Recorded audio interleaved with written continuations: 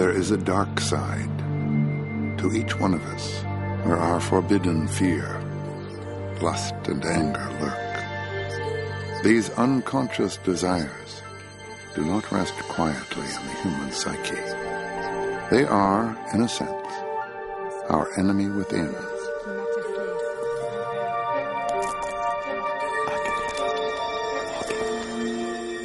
One man believed he could exorcise our demons through the study of dreams. Sigmund Freud took pride in disturbing the sleep of humanity.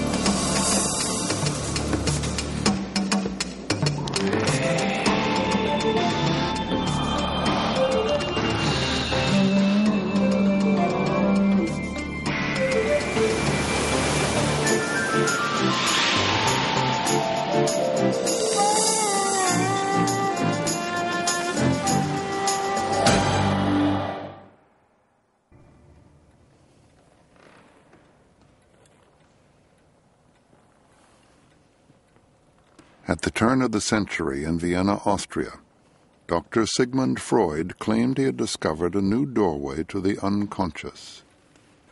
So, tell me anything that comes into your mind. Perhaps we could begin with your dream last night. As a child, I had a recurring nightmare of falling down what seemed to be an endless well. Drive for miles and miles down this tunnel. When suddenly we're attacked by a sea creature. Turns out to be a giant octopus. And I may have been invisible at the time. There's a man in front of her with a snake. I can see the teeth of the snake. Out from the tunnel, out onto the deck of a sailboat. Chases me through the ship, and eventually I come to a door behind which I know the octopus is waiting for me. I woke up before I reached the bottom.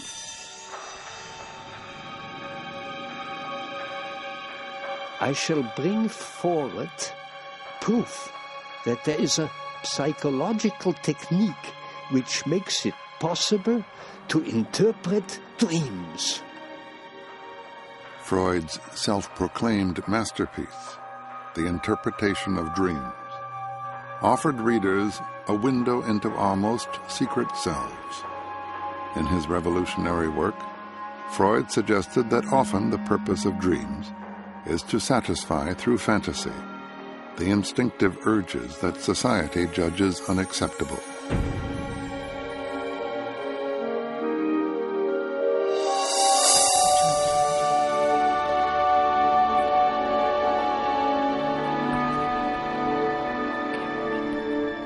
The laws of logic that rule our waking world do not apply to the kingdom of sleep, where we are free to experience fantastic adventures. For Freud, this liberation of fantasy was a path that led to the heart of the unconscious. He promised us a profoundly deeper understanding of the human condition. This was a dream I had just a couple of weeks ago, which took place on a canal boat, and the guy who was piloting the boat I knew was a nutcase, yet I got on the boat with him anyway.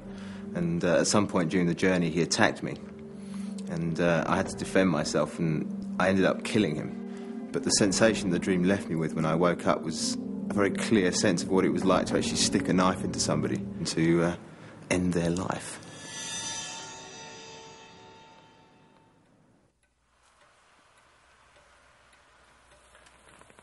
Ever since Freud first declared his groundbreaking views about the mind and its operation, opinion about him has been bitterly divided.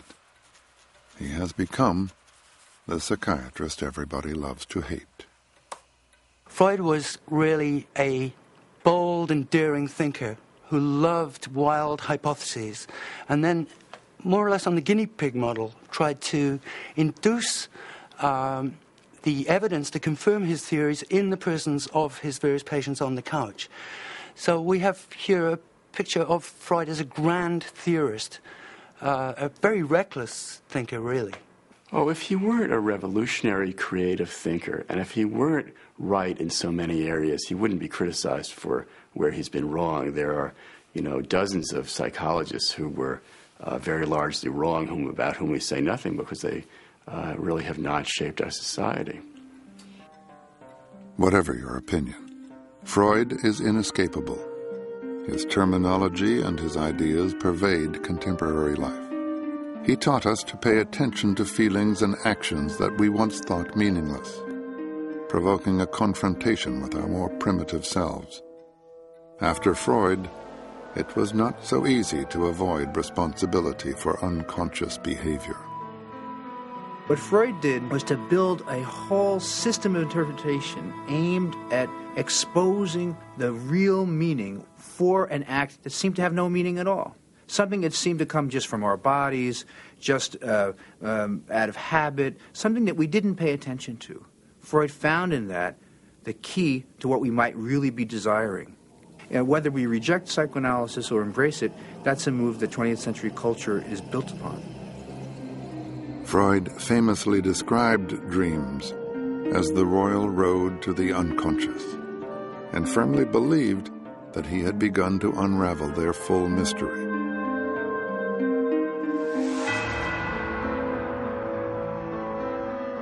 Nearly every creative thinker has been touched by the magic of dreams. Chagall and Magritte painted dreamlike visions. Salvador Dali cited Freud's interpretation of dreams specifically as inspiration for his surrealistic paintings. Dali also designed the famous dream sequence in Alfred Hitchcock's movie about psychoanalysis, Spellbound. I can't make out just what sort of a place it was.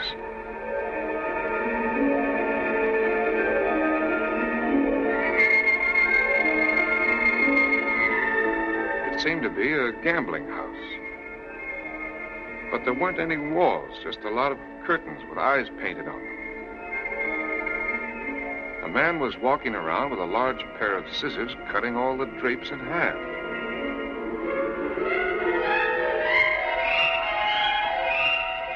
And then a girl came in with hardly anything on and started walking around the gambling room kissing everybody. She came to my table first. Did you recognize this kissing bug? Well, I'm afraid she looked a little like Constance. Uh-huh. This is plain, ordinary, wishful dreaming. Freud himself was anything but ordinary. After working in Paris with the famous neurologist and hypnotist Charcot, Freud returned to Vienna to lecture the medical society on his newfound knowledge. He dramatically proclaimed that neuroses were psychological rather than physical. The audience was skeptical, but Freud was nothing if not sure of himself. Successful people are very convinced of their own correctness. They're monothematic and megalomanic. Genius is not balanced. Genius has to be committed to the goal. So they don't necessarily come off as the boy next door. The arrogant and contentious Freud dismissed criticism, giving it the psychoanalytic term resistance, which he claimed proved he was right. Freud had this funny personality where he took disappointment as a sign of his own great ideas. That is, there's no success like failure, you know? I mean, if people don't understand me, it must be because I'm on the right track. Since people are so wrong-headed, since their methods are so bad, since they're so prejudiced, the fact that they don't like me means that I must be on the right track. I was standing in a garden. The snakes were... Freud's work on dreams began in 1887 when he was seeing a number of young women who suffered from what was then called hysteria, a puzzling complex of symptoms that ranged from aches and twitches to complete paralysis. He grew to believe his patients' symptoms were elaborate defenses against the pain of long-forgotten psychic shocks. Freud treated them, unsuccessfully, with hypnosis. But when patients spontaneously began describing their dreams, he was intrigued. Eventually, Freud became convinced of the role that dreams could play in revealing hidden trauma. He brought me a box. What was in the box? I was very much afraid to open it. When Freud and a patient were working together to interpret a dream, he asked the patient what the patient could remember, which is called the manifest content of the dream. He then asked the patient to sort of associate to each of the elements of the dream, and that simply meant to say everything that came to mind in connection with both the dream as a whole and to each particular detail of the dream. Freud's ongoing work with free association reinforced his belief that the source of neuroses sprang from emotional damage caused in early childhood. This was a subversive idea, and Freud was left nearly isolated in his profession for 15 years. Finally, the ambitious doctor's persistence paid off, appropriately enough, in a dream. The Irma dream is the classical dream. It's the so-called dream specimen of psychoanalysis. It's the dream that Freud had on, I believe it's the night of July 23rd, 1895, that he used as the basis to illustrate his interpretive method in the interpretation of dreams.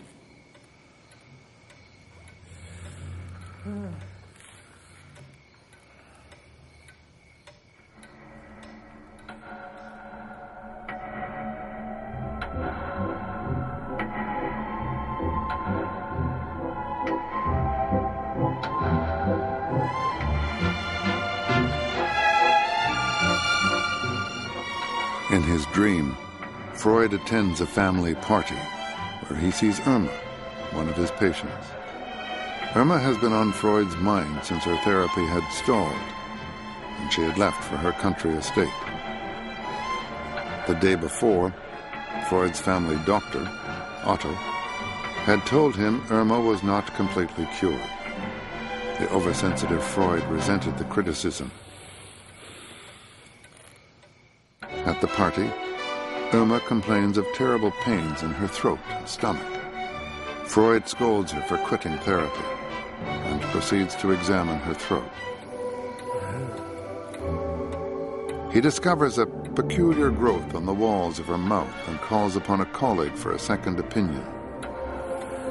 In the dream, Freud realizes that the cause of Irma's suffering was a careless injection given by Otto, who had neglected to use a clean needle.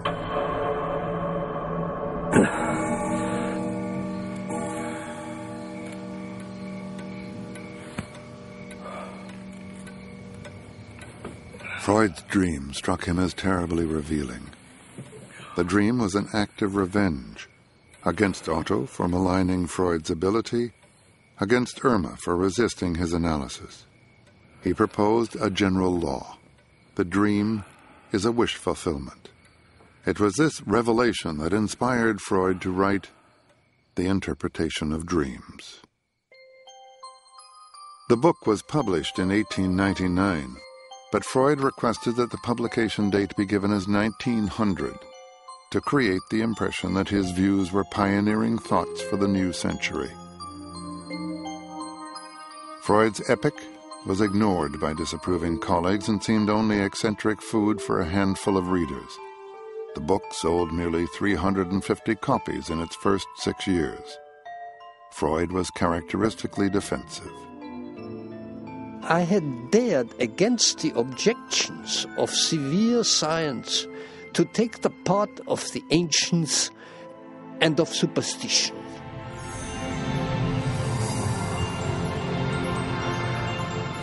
In the book, Freud notes that amid the kaleidoscope of unique dreams are a handful that occur to almost all dreamers. Dreams of falling, being chased, soaring through the air, and failing exams are common to the human experience.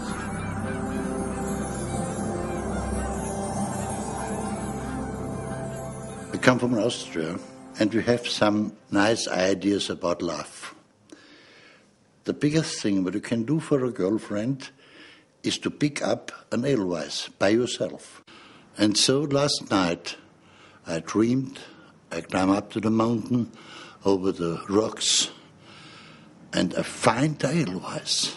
When I found it and I tried to get it, broke the stone under my feet.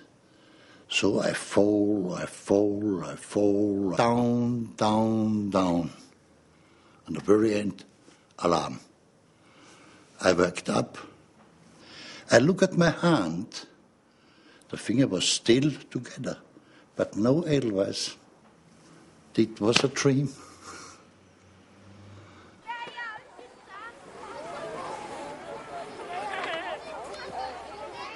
Freud's interpretation of the meaning of dreams was based on his larger view of human nature. He saw us as basically selfish animals driven by aggressive urges and the desire for pleasure. We learn how to repress our animal impulses as we grow up in order to get along in society, but we never totally conquer our primitive selves. This animal self, which contains the core of the psyche, Freud called the id. The ego and the superego are later developments that arise from the need to survive and adapt to the surrounding social environment. The ego is our rational self. The superego represents societal pressures and tells us what is right and wrong. The superego is frequently in conflict with the id. Freud saw the psyche as a battleground, with the various personality components engaged in ongoing struggle. Feelings are being repressed if the ego or superego become too dominant over the id. To Freud, emotion unexpressed often led to problems. What Freud says in the interpretation of dreams, in saying that every dream is the fulfillment of a disguised wish, is that our meanings are disguised, that we don't know for sure what things are significant. But we need to find ways of discovering how they may be related to our desires, how what we do unconsciously, without thinking, may be related to our fundamental desires, maybe even expressing those fundamental desires without our being aware of it. Once one opens that question, it's not up to then some scientist or philosopher to come on and say, they don't really mean anything. No, the issue is then, how are we going to make sense of things, events, words, activities that we used to not bother about? And now we decide, yes, I'm going to bother about that. I'm going to try to see what that means about my life or about my friend's life or about our relationship. And psychoanalysis in Freud's hands opened up that question.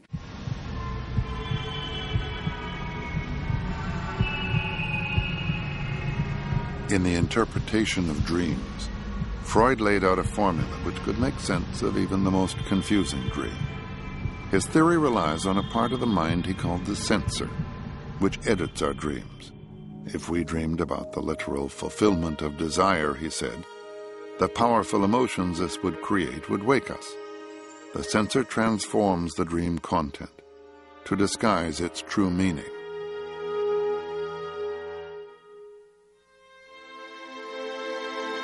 Freud called this transformation of desire dream work. It is composed of a number of processes. Displacement shifts emotion from one idea to another. Condensation fuses together multiple thoughts into a single symbol. Along with symbolization and projection, dreamwork components join together to change and redirect dream thoughts and images into acceptable forms. After the censor has completed its dream work, the ego reorganizes the otherwise bizarre components of the dream so that it has an apparent meaning called the manifest dream. The process of dream interpretation involves decoding the manifest dream content to discover the real hidden meaning of the dream called the latent dream. Freud insisted that dream life is as important as real life. Stripped to bare essentials, a dream unanalyzed was to Freud an unopened letter. In every dream, there is always another story. There is more than meets the eye. In 1977, director Robert Altman found artistic inspiration and a solution to a problem in his dreams. The film he had been preparing to direct was canceled. His wife was ill, and he needed a new project. I dreamed a title, 3 women. I dreamed that Shelley Duvall and Sissy Spacek were in it, and I knew it was kind of what the genre of it was. And so I woke up and I took the pad next to my bed and I wrote down my notes about that, and I went back to sleep. And then I dreamed more about the thing, and I saw this place in the desert, kind of a bar and a shack. And I woke up and I wrote down some notes, and I went back to sleep. And then I called my production manager, and I said, go out in the desert and look for this kind of place, et cetera, et cetera. And I made some notes, and I went back to sleep. And I woke up. There were no notes or notepad next to Robert Altman's bed. It had all been a dream. But it was one that came true. 3 Women was contracted to be made 11 days later. What's that? Oh, that's just Willie. She paints those weird things all over the place. 3 Women, it has a dream-like quality to it. This problem that I had, I solved within the confines of my own mind, but when I was asleep. So I've just learned through the years, practiced, trusting, not necessarily what I dream, but that I will dream. And perhaps an answer to whatever the problem is will come out of that. I can talk about a dream that I had 47 years ago, which is as vivid in my mind as it was when it happened, and changed my entire life.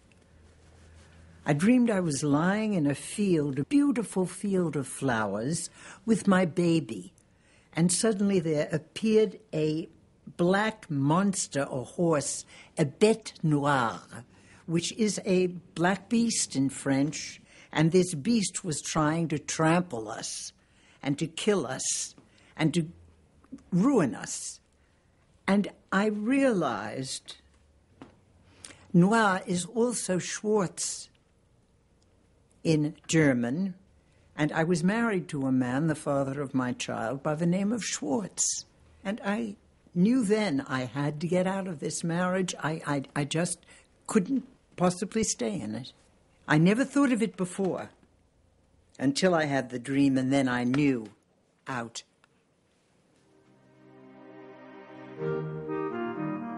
The Freud family moved to Vienna when Sigmund was 4 years old. He was born in Moravia in 1856, the eldest of 7 children of Jacob, a Jewish wool merchant, and his wife Amelia. The Freuds were poor during most of Freud's youth, but always sacrificed to give him the best possible education. Young Sigmund was an exceptionally gifted student. His parents think that Freud's work is the most, little Sigmund's work is the most important thing that goes on in the apartment. Everybody else, be quiet. No piano, no noise. Little Sigmund is working. The brilliant young Freud went to the University of Vienna and trained as a neurologist. After school, he began a career in research, but lack of money forced him to start a small medical practice. At the age of 30, he married Martha Bernays, the daughter of a distinguished German Jewish family. In the Victorian Austria of Freud's youth, psychology was still in its infancy. Mental illness was thought to be caused by a malfunction in the body fluid. Psychoanalysis did not exist. Dreams had only just begun to lose their mythic quality as messages from the gods or warnings of impending disaster. Times have changed, yet reports of premonitory dreams are still common. I had this dream not long ago that reveals to me the death of my mother. I was just dreaming that I was in the church with my mother, and we were singing and glorifying the Lord. And suddenly, there was a man covered with blood. He burst into the church, and everybody was running. I was running. To my greatest surprise, my mother was standing, waiting to know what was going on with this man.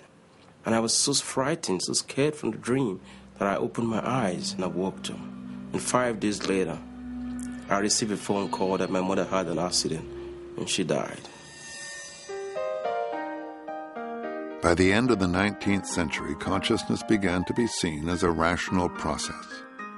It was also believed that behind all psychological functioning, there had to be a physical origin, a biological cause for every mental effect. Freud, too, viewed the human brain in mechanical terms, somewhat like a steam engine. He saw the brain as a complex neural network in which neurons build up electrical charge and, as a result, require discharging. Freud envisioned that dreams occurred during discharge. Freud comes at a period in the history of Europe where there has been this tremendous successful liberalism, this great industrial revolution, the apparent triumph of science and ideas, and at the same time, this increasingly powerful feeling that something is amiss, that things aren't working right, that aggression, violence, and hatred are still major issues. The late 19th century brought an uneasy mixture of hard science and speculation to attempts to understand the mind. I was so helpless. A young Austrian woman named Anna O. had been seeing Dr. Joseph Breuer for severe hysteria. She suffered from speech disorders, found food repulsive, and experienced frightening visions. Breuer tried hypnosis and discovered that when in trance, Anna recalled traumatic memories and her symptoms disappeared. The talking cure had been invented. Breuer recounted the case to his friend and protege, Dr. Sigmund Freud, who was fascinated. After 14 years of collaboration, the two men published Studies on Hysteria. From this work emerged the field of psychoanalysis. After publication, Freud increasingly focused on the sexual nature of the psyche. Breuer and Freud parted ways 1 year after their book came out, the first of many Freud friendships to end bitterly. When Breuer showed himself to have reservations about various ideas promulgated by Freud, particularly those impinging on the realms of sexuality and so on, Freud took umbrage, and I would read it as Freud having engineered, in effect, a falling out between them. Freud's theorizing about the sexual origins of mental illness was scandalous to polite society. I think Freud was very brave in his emphasis on sex. He pointed out something that needed to be pointed out, which is that Victorian culture was, at least in its formal sense, very prudish sexually, and distorted human relations through, the way that sex was ignored or suppressed or limited, and that lots of odd things went on around the edges in terms of human behavior to avoid those prescriptions, and lots of behavior was a result of shame and family conflict and so on that revolved around sex. Okay, I'm in my kitchen making a meal, and I'm dressed in this little T-shirt and jeans, and this older man comes in my apartment, and he tells me I'm dressed inappropriately. I feel very embarrassed. He then gets on the floor and he tries to make love to me. I get very scared and very upset, and I run out the apartment, down the stairs as he's after me. I'm now on the street, and I'm trying to call my boyfriend, but he's not there, so I'm still very scared, and I run downtown to my girlfriend's house. But she's not there. She just got married and gone on her honeymoon. I feel unsafe, and I feel I have nowhere to go, and then I woke up. Freud could find a sexual reading for almost any image that occurs in dreams. It is this emphasis on sexuality for which he has been most criticized. Freud simply thought that this criticism was wrong, and contributions from other fields, including anthropology and art history and literary criticism, have in fact shown the ubiquity of sexual themes in all of human thought. Freud tended to look for sexual symbols, and he tended to find them. Although, for him, the most important element, at least as he describes it in the interpretation of dreams, is not the appearance of an object. Pointy object means phallic. A round object with a hole means a woman's genitals. That's not his best style of interpretation. His Freudian style of interpretation is to ask the question, what is this doing in the dream? What does it mean for the dreamer? The dreamer gives significance to the symbols. Before the rift between Breuer and Freud, Breuer introduced Freud to Dr. Wilhelm Fliess, who was to become his confidant. Freud and Fliess were both insiders and outsiders, highly trained Jewish doctors working beyond the frontiers of accepted medicine. They were obviously very, very close. The fact that they lived in different cities, Vienna and Berlin, allowed them to correspond and at the same time, almost paradoxically, prevented them getting too close, or one might better say, seeing too much of the truth about one another. For years, the two men corresponded regularly, exchanging ideas, thoughts, and findings. But their relationship also turned sour. In 1903, the two men met for the last time. Fliess by then had every good reason to suspect Freud's ingenuousness, to fear that Freud was intent on plagiarizing him, or more bluntly, stealing from Fliess a theory of bisexuality, which by then Fliess had been working on for nearly 4 years. And Fliess declined the invitation to go on this hiking exhibition, convinced that Freud had a plan to lure him to his death. Freud confessed, "An intimate friend and hated enemy have always been necessary requirements of my emotional life." Loss and loneliness seemed to play a large part in the life of Sigmund Freud. He was mourning his father, who died in 1896, while he was writing the interpretation of dreams. This book has a subjective significance for me personally, a significance which I only grasped after I had completed it. It was, I found, a portion of my own self-analysis, my reaction to my father's death. That is to say, to the most important event, the most poignant loss of a man's life. Many of the dreams and the interpretation of dreams that he discusses, and many of the themes that he discusses, are dreams and themes about how do you live with loss? How do you make sense of the past when elements of the past are going to disappear from your life, and how do you retain them in some form that's meaningful? Mothers and fathers play a huge role in Freudian analysis. Although he changed his mind a number of times about specifics, Freud was certain that boys' and girls' relationships to their parents were crucial to development, sexually and psychically. He believed the full emancipation of women would mean the end of an ideal. After all, he concluded, nature has destined women, through beauty, charm, and sweetness, for something else. There's a lot of emphasis been put on Freud's diminishing women by talking about penis envy. Freud was wrong about women in a number of ways, and in one aspect of his being wrong was that he saw mothers as entirely benign.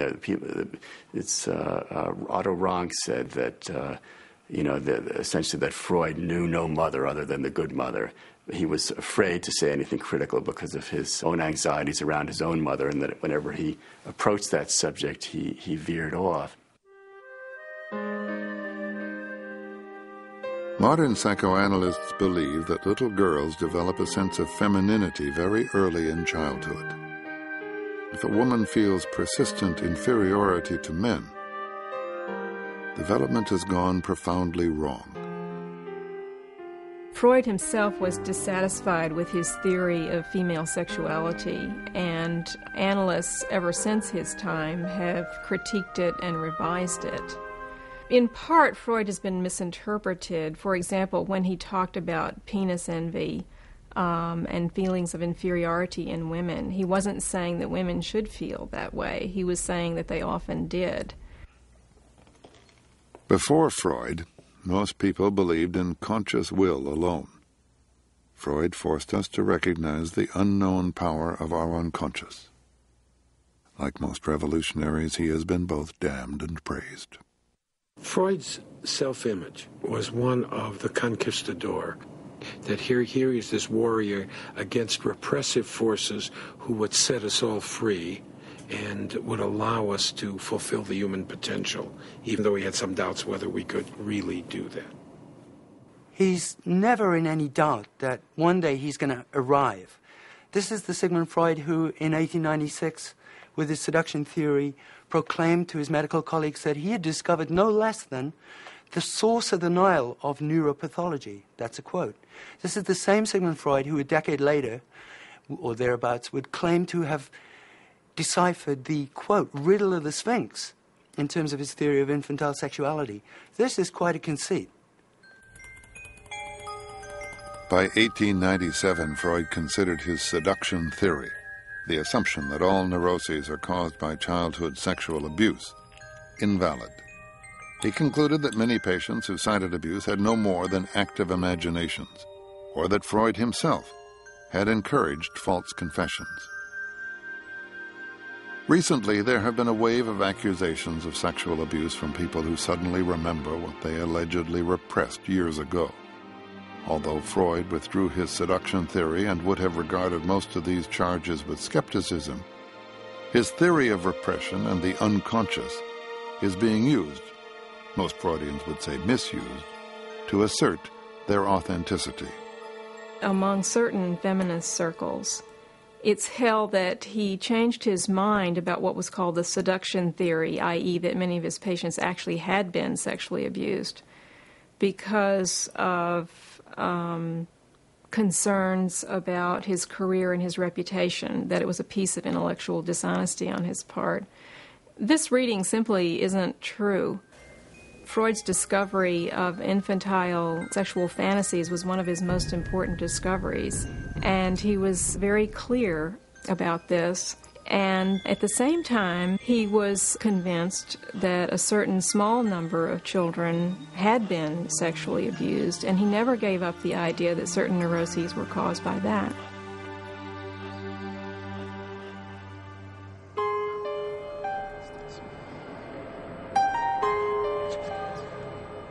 The study of Freud is sometimes considered more of a religion than a science, and yet when measured against scientific findings, at least some of Freud's theories hold true. Everybody dreams, probably. Although many of us forget them, during a normal night's sleep we dream for about 1/5 of the time. Our most vivid dreams come to us during REM, rapid eye movement sleep.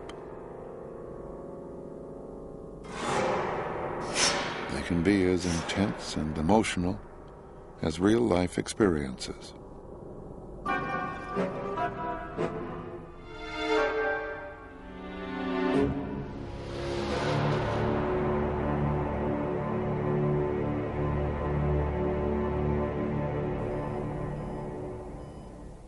At the Bethesda Sleep Disorder Center in Cincinnati, Ohio, experiments on dreams and sleep are conducted almost daily. He's had a scene change. You know, like he's gone from one room to another, or the whole theme and place of the dream has changed. I think patients are attached to electrodes which measure various impulses, including REM. EEG readings, which record the electrical activity of the brain, show that these periods of rapid eye movement correspond with particular brain rhythms. The notion that REM sleep, the physiology, has somehow destroyed, altered, or made Freud untenable, I think we too quickly, my colleagues, even my psychoanalytic colleagues, jump much too quickly to the notion that Freudian theory is somehow put aside by the laboratory work. Freud theorized that dream function helps keep us asleep. REM theory supports this idea. The more REM we have, the more we dream. Since the most REM happens in the second half of the night when we're more likely to wake up, that is also when most dreams occur, which with their censoring keep us asleep. I dreamt I was high up in an apartment building watching a volcano erupt when suddenly I heard a terrible noise, and I looked out and saw a huge tidal wave coming. And at that moment, I suddenly thought, my children, and I turned around and saw each of my 3 children being swept out of the building. The next moment, I was in the water swimming after them, and I was trying to find them, and I was crying and crying in the water. Then I was on dry land looking for them, and I saw all these dead people lying around. And first I found my eldest daughter, and she was wet, but she was alive. Then my middle daughter, and I knew for sure my youngest daughter was dead. And sure enough, I saw her lying out among all these other people, and she was dead. And I was crying and crying, and I woke up.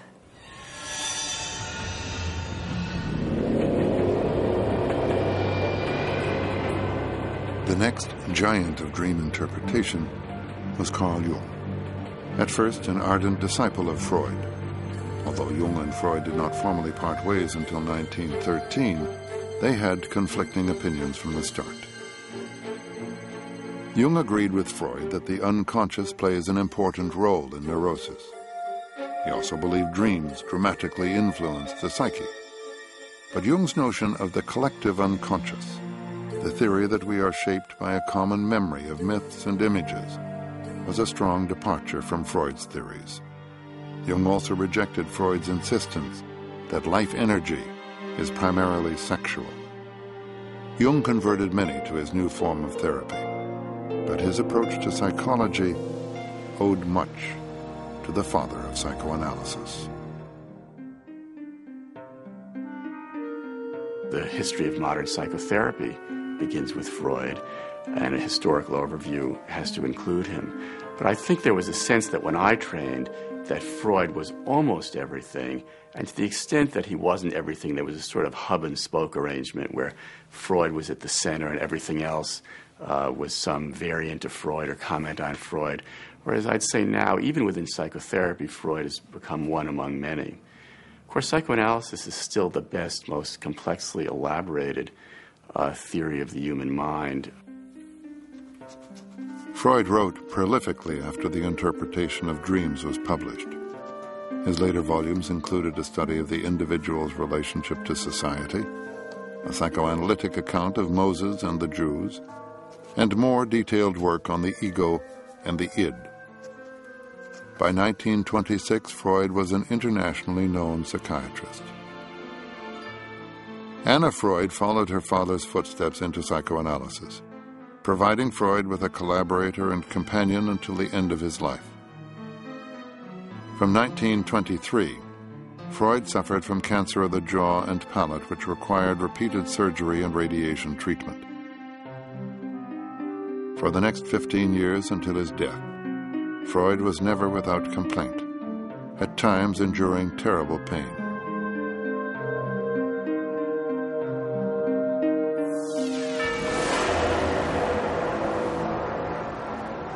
In 1933, the rise of the Third Reich infiltrated Freud's life. Because Freud was a Jew with rebellious ideas, psychoanalysis was blacklisted. Book burning staged by the Nazis consigned Freud's works to the flames. Exit visas from Austria were difficult to obtain, and Dr. Freud, even in old age, retained a fighting spirit. But in March 1938, the Gestapo appeared at Freud's home and left, taking Anna with them. Concern for his daughter was the event that broke Freud's will. When Anna came back the same day, Freud agreed to emigrate. Influential friends in France and England bribed the Nazis for Freud's safe passage out of Austria. On June 4, 1938, Freud, Martha, and Anna were able to leave Vienna. Freud's own words best express his most poignant escape. The feeling of triumph on being liberated is too strongly mixed with sorrow, for in spite of everything, I still greatly love the prison from which I have been released. Freud died in London in 1939, 15 months after leaving Vienna.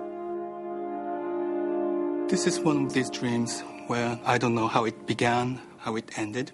All I remember is that I was sitting on top of a roof with several other people.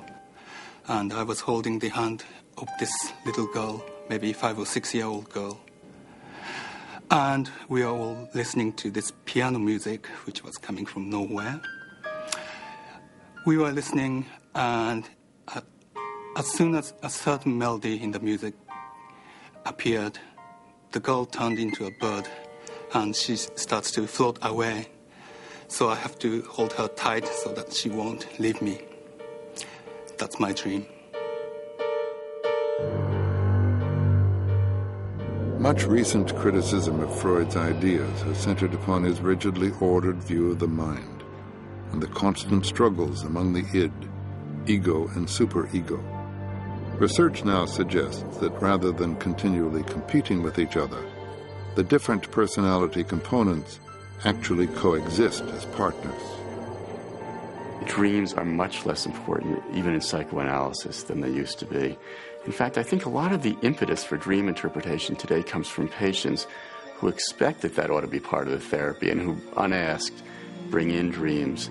And I don't know whether that is a matter of fashion or a matter of technique. I mean, psychotherapy today is so focused on concrete circumstance and external circumstance, and it's so much pressing for quick change that it may be that the dream is not the royal road or the best avenue toward the kind of information that therapists want to deal with. The future of psychotherapy has become uncertain due to the increasing success of drugs in the treatment of disorders from depression to schizophrenia. There's unquestionably a place for psychopharmacological treatment of emotional disturbances, and Freud, from the very beginning, speculated that there might be in the future chemical treatments for some of the conditions which he had to treat with psychoanalysis. This man who spent his life imploring patients to tell him their troubles was less anxious to confess his own story. We will probably never know why Freud destroyed many letters and documents. Perhaps he thought some things were better left unread.